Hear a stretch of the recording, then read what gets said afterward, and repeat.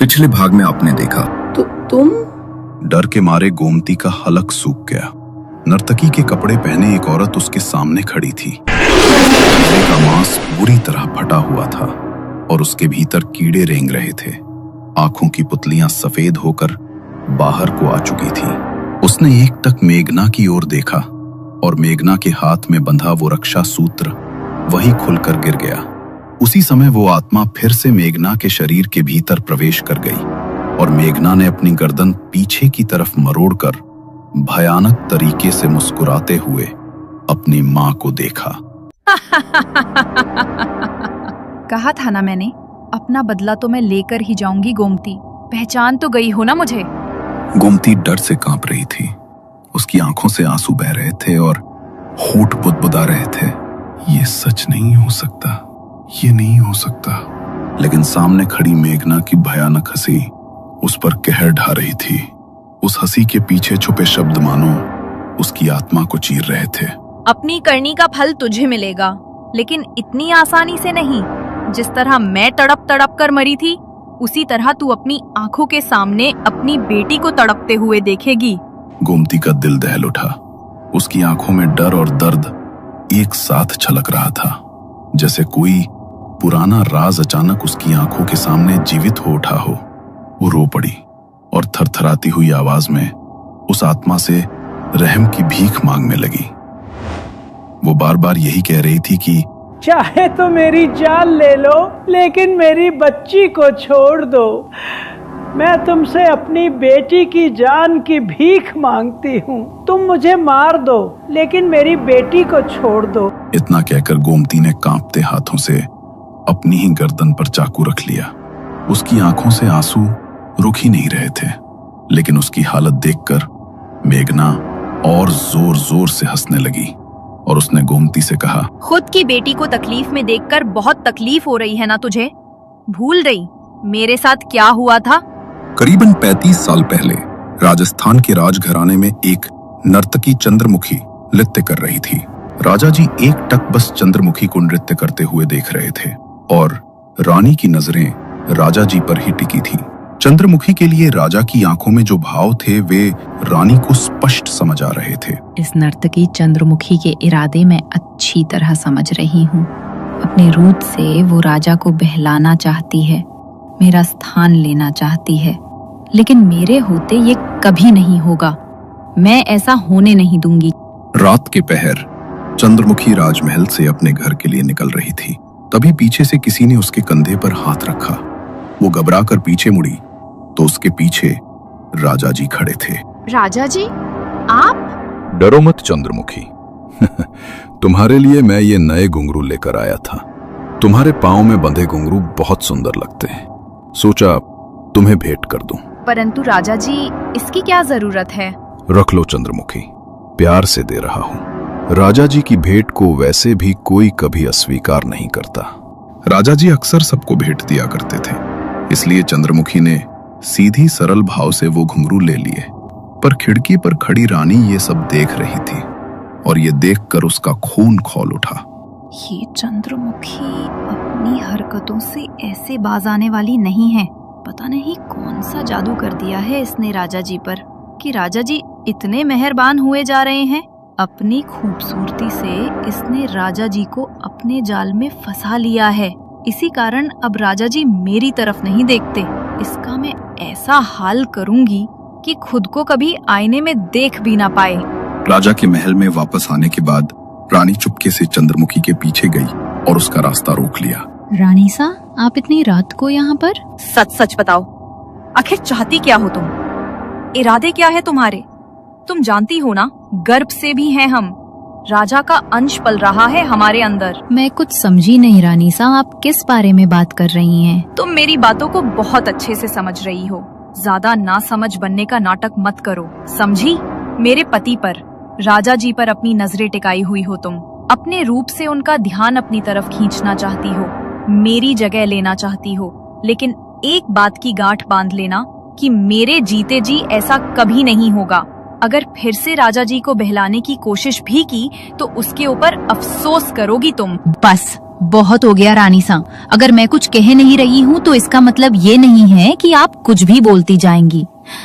मैं बस आपके महल में नृत्य करने आती हूँ, क्योंकि मेरे घर में मेरी माँ के अलावा और कोई नहीं है और उसके लिए पैसा कमाना मेरी जिम्मेदारी है। आप जैसा सोच रही हैं, मेरे मन में वैसा कुछ भी नहीं है। चंद्रमुखी की बातें सुनकर रानी का गुस्सा और बढ़ गया। वो छिपते हुए रात को महल में दाखिल हुई, मगर पूरी रात उसे नींद नहीं आई। इसी तरह पूरी रात गुजरी। अगले रोज जब चंद्रमुखी महल में नृत्य करने आई तो रानी उस कमरे में गई जहां चंद्रमुखी अपने नृत्य के वस्त्र बदला करती थी। रानी ने चंद्रमुखी के दुपट्टे से उसके कुछ टूटे हुए बाल उठा लिए। आधी रात को वो महल के एक सुनसान कमरे में गई। कमरे के बीचों बीच एक दीपक जलाया और उसके इर्द गिर्द 4 दीपकों से एक घेरा बना दिया। रानी ने कुछ मंत्रों का उच्चारण शुरू किया और अपने हाथ में एक काले रंग की गुड़िया पकड़ी। चंद्रमुखी के बालों को उसने गुड़िया पर लपेट दिया और फिर उसके भीतर कीलें गाड़ दी। अब तू देख कैसे तेरा ये सुंदर रूप किसी मुर्दे की तरह हो जाएगा। राजा जी को बहकाने चली थी ना, तेरा तो अब वो हाल होगा कि तड़प तड़प कर अपनी मौत मांगेगी तू। रानी ने काले कपड़े से अपना चेहरा ढक लिया। वो चुपके से महल के पिछले दरवाजे से बाहर निकली और सीधे चंद्रमुखी के घर की ओर बढ़ी। महल से थोड़ी ही दूर चंद्रमुखी का एक टूटा फूटा छोटा सा मकान था। रानी ने उसके घर के पिछले हिस्से की मिट्टी खोदी और उस बुढ़िया को वहां गाड़ दिया। सबसे छिपकर कुछ देर बाद वो वापस महल लौटी और अपने कक्ष में आकर सो गई। ऐसा क्या हो गया तुझे? कल रात तक तो तेरी तबीयत बिल्कुल ठीक थी, अचानक से क्या हो गया तुझे? देखूं जरा, कहीं बुखार तो नहीं हो गया? विमला ने चंद्रमुखी के माथे को छूकर देखा तो उसका माथा बिल्कुल गर्म भट्टी की तरह तप रहा था। विमला ने कई दिन तक वैद्य जी से चंद्रमुखी का इलाज करवाया, मगर उसकी हालत में कोई सुधार नहीं आया, बल्कि दिन ब दिन उसकी हालत और भी खराब होती चली गई। उसकी आंखों के नीचे गहरे काले गड्ढे पड़ गए थे। उसका शरीर सूखी लकड़ी की तरह हो चुका था। चंद्रमुखी, जो कभी अपनी खूबसूरती के लिए जानी जाती थी, अब इतनी बदसूरत हो गई थी कि खुद को भी आईने में नहीं देख पा रही थी। और जब उसने हिम्मत करके आईने में झांका तो अपने ही रूप को देखकर उसकी आंखों से आंसू फूट पड़े। वो जमीन पर बैठी थी, चेहरा दोनों हाथों में छिपाए, और लगातार रोए जा रही थी। उसके आंसू रुकने का नाम नहीं ले रहे थे। चेहरा सूज चुका था, आंखें लाल हो चुकी थीं। उसके शरीर में जैसे सारी ताकत खत्म हो गई थी। सांसें भारी और आवाज कांपती हुई। वो कभी अपने चेहरे को छूती, कभी आईने की तरफ देखती, फिर सिर झुकाकर सिसकने लगती। ऐसा लग रहा था जैसे भीतर कोई गहरी आग जल रही हो जो उसे अंदर से खा रही थी। उसकी त्वचा तप रही थी और पूरे शरीर में दर्द की लहरें उठ रही थीं और लगातार वो भगवान से अपने मौत की दुआ मांग रही थी। चंद्रमुखी की हालत देखकर उसकी मां की आंखों से आंसू बह निकले। जब उसकी बीमारी वैद्य के पकड़ में नहीं आई तो उसकी मां ने तांत्रिकों का सहारा लिया, मगर कोई भी उसे ठीक नहीं कर पाया। तंत्र की क्रिया, काला जादू किया गया है तुम्हारी बेटी पर, मगर इसका तोड़ सिर्फ वही कर सकता है जिसने इसे किया है। उसके अलावा कोई तुम्हारी बेटी को ठीक नहीं कर सकता। ये इसी तरह तड़पेगी और कोई इसमें कुछ नहीं कर पाएगा। मगर मेरी बेटी ने किसी का क्या बिगाड़ा है? कोई भला मेरी बेटी के साथ इतना बुरा कैसे कर सकता है? मैं तुम्हारी हालत समझ रहा हूं, लेकिन मैं इसमें तुम्हारी कोई मदद नहीं कर सकता। जिस क्रिया का प्रयोग इसके ऊपर किया गया है उसका तोड़ वो क्रिया करने वाले के सिवाय दूसरा कोई नहीं कर सकता। किसी ने अपनी ईर्ष्या में तुम्हारी बेटी के साथ ऐसा किया है, मगर तुम चिंता मत करो, एक न एक दिन उसे अपनी करने का फल भोगना ही पड़ेगा। किसी के साथ बुरा करने वाले का कभी भला नहीं होता, अपनी करनी वो खुद भोगेगा। तुम भगवान से प्रार्थना करो, शायद अब भगवान ही इसमें तुम्हारी कुछ मदद कर सके। तांत्रिक बाबा भी हार कर वहां से चले गए, मगर उस दिन के बाद चंद्रमुखी की हालत और बद से बदतर हो गई। चंद्रमुखी की मां उसके लिए खाना लेकर आई। वो बिस्तर पर लेटी हुई थी। उसकी मां ने उसे उठाने के लिए अपने हाथ का सहारा दिया तो उसकी मां ने अपने हाथ पर कुछ महसूस किया। जब उन्होंने चंद्रमुखी का बैठाकर उसकी पीठ की तरफ देखा तो उनके होश उड़ गए, क्योंकि चंद्रमुखी की पीठ पर अनगिनत कीड़े रेंग रहे थे और उसकी कमर का मांस बिल्कुल गल चुका था। शरीर में हड्डियों के अलावा कुछ नजर नहीं आ रहा था। बिमला ने अपनी आंखों में आंसू भरे, जल्दी से उन कीड़ों को उसकी कमर से झाड़ा और रोते हुए चंद्रमुखी को खाना खिलाया। वो ठीक से खाने का एक निवाला भी नहीं खा पा रही थी। सारा खाना उसके मुंह से बार बार नीचे गिर रहा था। अब मुझसे अपनी बच्ची की ये हालत नहीं देखी जाती भगवान। अगर तू मेरी बच्ची को ठीक नहीं कर सकता तो उसे अपने पास बुला ले और मुझे भी अपने पास बुला ले। अपनी बच्ची को इस हालत में नहीं देख सकती हूँ मैं। विमला ने चंद्रमुखी के शरीर पर दवाई का लेप लगाया और रोते रोते अपनी चारपाई पर लेट गई। अगली सुबह जब चंद्रमुखी ने अपनी माँ को आवाज दी तो उसकी माँ ने कोई जवाब नहीं दिया। चंद्रमुखी ने उठकर देखा तो उसकी माँ चल बसी थी। इस दुनिया में उसकी माँ के अलावा उसका और कोई नहीं था। चंद्रमुखी की आंखों से फूट फूट कर आंसू बह रहे थे। चंद्रमुखी के रोने की आवाज सुनकर पड़ोसी उसके घर में इकट्ठा हुए और उसकी माँ की अंतिम क्रिया की तैयारी शुरू की गई। माँ की अंतिम क्रिया के बाद चंद्रमुखी अपने घर में किसी जिंदा लाश की तरह अपने बिस्तर पर लेटी हुई थी। तभी रानी उसके घर में आई। सुना मैंने कि तुम्हारी माँ चल बसी। बड़ा दुख हुआ सुनकर, और तुम्हारी हालत देखकर भी। सब अपने कर्मों का फल भोगते हैं। तुमने भी कुछ ऐसा किया होगा जिसका फल अब भोग रही हो। मुझे अच्छी तरह पता है कि मेरे साथ जो भी हो रहा है वो तुम्हारे ही कारण है। तुम्हारी वजह से ही आज मेरी ये हालत है और तुम्हारी वजह से ही आज मेरी माँ इस दुनिया में नहीं है। मेरी वजह से नहीं, तुम्हारी खुद की वजह से। कहा था मैंने मेरे पति से दूर रहो, लेकिन तुम्हें तो रानी की जगह लेनी थी। अब दिखा दी ना मैंने तुम्हें तुम्हारी असली जगह। ऐसा हाल किया है मैंने तुम्हारा कि ना तो जी पाओगी और ना मर पाओगी। बहुत मजा आ रहा है तुम्हें ऐसे हाल में देखकर। अब इसी तरह भुगतो और तड़प तड़प कर अपनी मौत आने का इंतजार करो। रानी के मुंह से जब चंद्रमुखी को सच पता चला तो उसके गुस्से का बवंडर फुट पड़ा। रानी उसकी हालत पर हंसती हुई वहां से चली गई, मगर चंद्रमुखी के लिए अब उसकी पीड़ा असहनीय हो गई थी। पहले तो वो अपनी माँ को देखकर जैसे जैसे जी रही थी, मगर माँ के चले जाने के बाद वो खुद को संभाल नहीं पाई। वो इस तरह दर्द में तड़प रही थी कि उसने खुद ही मौत को गले लगाने के बारे में सोच लिया। उसने कमरे में रखी छुरी उठाई और अपनी गर्दन पर रख ली। उसकी आंखों से पीड़ा के वो आंसू लगातार बह रहे थे। तेरी वजह से मेरी हालत हुई है गोमती। तेरी वजह से मेरी माँ इतने दुख में इस दुनिया को छोड़कर गई है और आज मैं तेरी वजह से अपनी जिंदगी खत्म करने जा रही हूँ। श्राप है ये मेरा।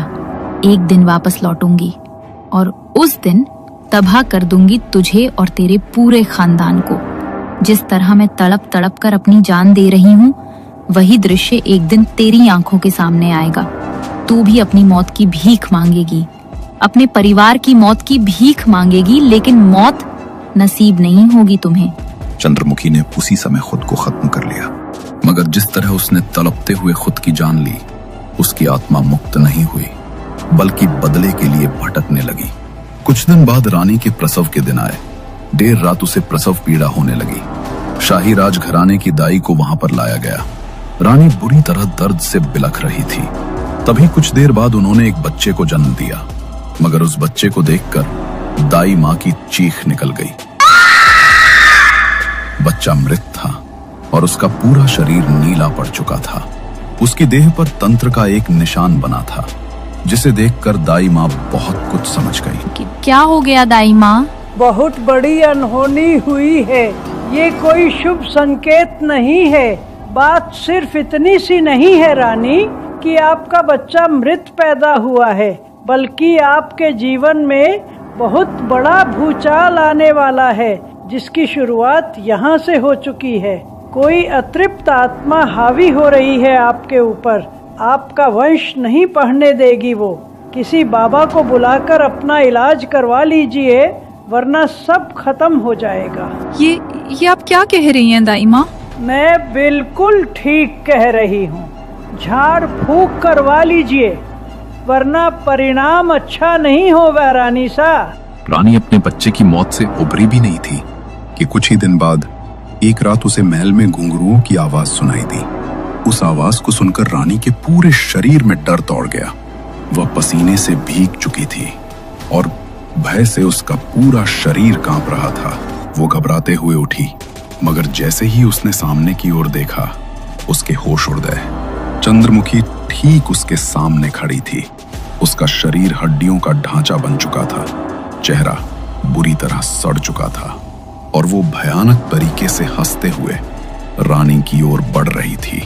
उसे देखकर रानी अपने कदम पीछे करने लगी, लेकिन लड़खड़ाकर जमीन पर गिर पड़ी। चंद्रमुखी की आत्मा उसके ऊपर झपट पड़ी। रानी जोर से चीखी। उसकी चीख से पूरा महल गूंज उठा। उसकी आवाज सुनकर राजा की आंख खुल गई। राजा दौड़कर आया और रानी को बिस्तर पर बैठाया। क्या हुआ तुम्हें? तुम नीचे कैसे गिर गई? और तुम चिल्ला क्यों रही थी? तुम ठीक तो हो ना? नहीं, वो आई थी। वो मुझे मारने के लिए आई थी। उसने मेरे बच्चे को भी मार डाला था। अब वो मुझे भी नहीं छोड़ेगी। कौन? किसने तुम्हारे बच्चे को मार डाला? और कौन तुम्हें नहीं छोड़ेगी? चंद्रमुखी, चंद्रमुखी की आत्मा वही आई थी। आप तांत्रिक बाबा को बुलाइए, वरना वो किसी को नहीं छोड़ेगी। क्या? चंद्रमुखी की आत्मा? मगर वो तुम्हें परेशान क्यों करेगी? भला तुमने उसका क्या बिगाड़ा है? डर के मारे रानी ने अपने मुंह से एक शब्द भी नहीं बोला। वो रात जैसे तैसे कट गई। अगले दिन राजा ने एक तांत्रिक को महल में बुलाया। सांझ होते ही तांत्रिक ने महल में एक घेरा बनाया और घेरे के भीतर अग्नि प्रज्वलित करके बैठ गया। उसने कुछ मंत्र पढ़ते हुए चंद्रमुखी की आत्मा को वहां आने का न्योता दिया। तभी रानी का शरीर जोर जोर से कांपने लगा और वह जोर जोर से हंसने लगी। रहने दे तांत्रिक, तू मेरा कुछ नहीं बिगाड़ पाएगा। इसने जो कर किया है उसका फल इसे भोगना पड़ेगा। इसकी वजह से मेरी माँ और मैं तड़प कर मरे हैं। इसे भी मैं चैन से जीने नहीं दूंगी। न इसके वंश को आगे बढ़ने दूंगी, न इन दोनों को जीने दूंगी। ये आत्मा बहुत खतरनाक हो चुकी है राजा जी। इसे मैं मुक्ति नहीं दिला सकता। इसका कुछ और निवारण करना होगा। तू मेरा कुछ नहीं बिगाड़ पाएगा तांत्रिक। अपना बदला मैं जरूर पूरा करूंगी। तांत्रिक ने सभी को महल के बाहर खड़ा कर दिया और रानी को अपने मंत्रों की शक्ति से महल की चौखट पर खड़ा कर दिया। वह लगातार मंत्रों का उच्चारण करते जा रहे थे और रानी के शरीर पर भभूति छिड़कते जा रहे थे। रानी के भीतर चंद्रमुखी की आत्मा जोर जोर से चिल्ला रही थी। तांत्रिक ने महल के चारों ओर भभूति से एक चौकोर घेरा बना दिया। कुछ देर की क्रिया के बाद उन्होंने रानी के शरीर पर गंगा जल का छिड़काव किया। महल के बाहर बने घेरे के कारण चंद्रमुखी की आत्मा महल से बाहर नहीं निकल सकी और गंगा जल के स्पर्श से वह रानी के शरीर के भीतर टिक भी नहीं सकी। इसलिए उसे रानी का शरीर छोड़कर महल के भीतर प्रवेश करना पड़ा। उसी समय रानी का शरीर कमजोरी से निढाल होकर महल के बाहर गिर पड़ा। मौके का लाभ उठाकर तांत्रिक ने महल का दरवाजा बंद कर दिया और उस पर अभिमंत्रित ताबीज और धागे बांध दिए ताकि चंद्रमुखी की आत्मा हमेशा के लिए महल के भीतर कैद रह जाए। मैंने मंत्रों की शक्ति से उसकी आत्मा को महल के भीतर कैद कर दिया है। अभी के अभी इस महल को छोड़कर यहाँ से चले जाओ और इतना दूर जाओ कि कभी यहाँ वापस ना आ सको। ये दरवाजे अब हमेशा के लिए बंद हैं। यदि कभी ये खुल गए तो वे तुम्हारे विनाश का कारण बनेंगे। चले जाओ, अभी चले जाओ। राजा के पास अब कोई दूसरा चारा नहीं बचा था। वह रानी को लेकर दूर एक छोटे से गांव में जाकर बस गया। चंद्रमुखी की आत्मा भले ही महल में कैद कर दी गई थी, लेकिन उसके श्राप से राजा दरिद्र हो गया। ना उसके पास धन रहा, ना ही कोई संपत्ति। समय बीतता गया। रानी ने 7 संतानों को जन्म दिया, लेकिन हर बार संतान जन्म लेने के कुछ ही समय बाद चल बसती। हर नई उम्मीद के साथ एक नई त्रासदी जुड़ती चली गई। 11 साल बाद रानी ने एक बेटी को जन्म दिया, मगर उसी क्षण राजा की मृत्यु हो गई। उस दिन के बाद से रानी मानो श्रापित हो गई थी। धीरे धीरे वही स्थिति रानी गोमती की होने लगी जो कभी चंद्रमुखी की थी। उसकी आंखों में वही खालीपन, वही डर, वही छाया थी। साल बीत गए। उसकी बेटी मेघना बड़ी हो गई। एक दिन खेलते खेलते या शायद किसी अदृश्य ताकत के खिंचाव में मेघना अपने दोस्तों के साथ उसी पुराने महल तक पहुंच गई। वही महल जिसे तांत्रिक मंत्रों की शक्ति से बंद कर गया था। ऐसा लग रहा था मानो वो दरवाजा उसी का इंतजार कर रहा हो। जैसे ही उसने वो दरवाजा खोला, मौत का खेल शुरू हो गया। चंद्रमुखी की आत्मा ने राजा के वंश को पहचान लिया था और शायद वही आत्मा बार बार मेघना के सपनों में उस महल की झलक दिखाकर उसे वहां तक खींच लाई थी। कहा था ना मैंने, अपना बदला तो मैं लेकर ही जाऊंगी गोमती। आज तेरी आंखों के सामने तेरी बेटी को तड़पते देखकर मुझे बहुत सुकून मिल रहा है और तुझे ये देखकर और भी ज्यादा कष्ट हो रहा है। मेरी माँ भी इसी तरह तड़पी थी मुझे देखकर, मगर अब ये तड़प ज्यादा देर तक नहीं रहेगी। गोमती फूट फूट कर रोने लगी। मेघना इस समय निश्चल होकर जमीन पर गिर पड़ी थी। अगली सुबह जब उसकी आंखें खुली तो उसने देखा कि उसका शरीर अब हड्डियों का ढांचा बन चुका है। उसके चेहरे की सारी खूबसूरती गायब हो चुकी थी। मांस गलकर जगह जगह लटक गया था और गर्दन पर कीड़े रेंग रहे थे। पूरे शरीर में असहनीय पीड़ा दौड़ रही थी। वो अपनी ये हालत देख नहीं पा रही थी और ना ही उस दर्द को सह पा रही थी। धीरे धीरे वो भी चंद्रमुखी की तरह लाचार और टूटी हुई हो चुकी थी। कांपते हुए उसने पास पड़ी छुरी उठाई और अपनी गर्दन पर रख ली। उसे ऐसा करते देख गोमती चीख उठी। वो अपने बेटी के जान की भिख मांग रही थी, लेकिन चंद्रमुखी गोमती की हालत देखकर उस पर जोर जोर से हंस रही थी। माँ, मैं अब और सहन नहीं कर सकती। अब और बर्दाश्त नहीं होता। ये दर्द, ये पीड़ा असहनीय है। मुझसे अब और नहीं झेला जा रहा। इसलिए अपनी जान देने के सिवा अब कोई और रास्ता नहीं बचा है मेरे पास। गोमती की आंखों के सामने ही मेघना ने अपनी जान दे दी। गोमती के किए कर्मों का फल आज उसकी बेटी को भोगना पड़ा। ये सब देखकर वो टूट गई। अपने भीतर की आग और पछतावे को और नहीं रोक सकी। उसने कांपते हाथों से पास रखा छुरा उठाया और अगले ही पल सब कुछ खामोश हो गया। उस दिन चंद्रमुखी का बदला पूरा हुआ। उसकी आत्मा अब मुक्त हो चुकी थी, लेकिन मेघना और गोमती की आत्माएं अब न जाने कितने युगों तक वहीं भटकती रहेंगी, उस पुराने महल में, अपने मोक्ष की प्रतीक्षा में।